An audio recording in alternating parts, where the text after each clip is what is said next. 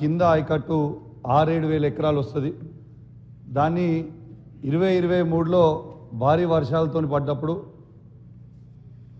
ఆ ప్రాజెక్ట్ అనేది కొట్టుకుపోయింది. చాలా సంవత్సరాలది. ఆనాడు కేసీఆర్ గారి నాయకత్వంలో 70 కోట్ల రూపాయలతోని డిపిఆర్ చేసి పంపడం జరిగింది. ఇప్పటిదాకా పెండింగ్ ఉంది.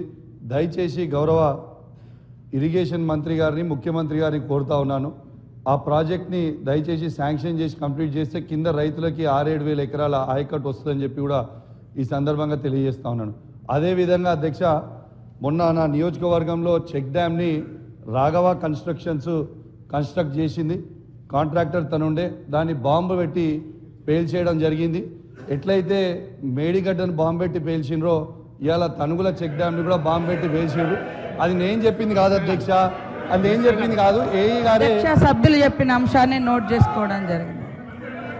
కొత్త ప్రభాకర్ రెడ్డి గారు అధ్యక్ష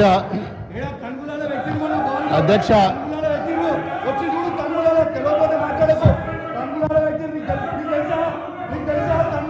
కూసో కూసో కూసో ప్లీజ్.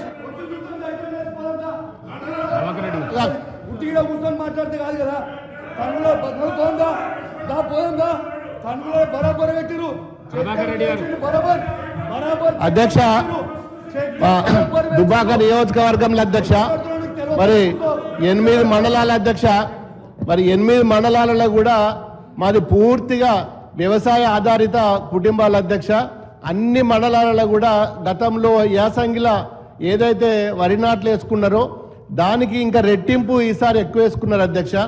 మరి అందరు కూడా మరి నాట్లు పడుతున్నాయి. ఇప్పుడు మరి యూరియా వస్తుందా రాదా అనే భయంలో ప్రతి ఒక్క రైతు కూడా ఆందోళన ఉన్నారు అధ్యక్ష. మరి మీరేమో యాప్ ద్వారా బుక్ చేసుకోవాలనుకుంటున్నారు, అది సాధ్యం కాదు.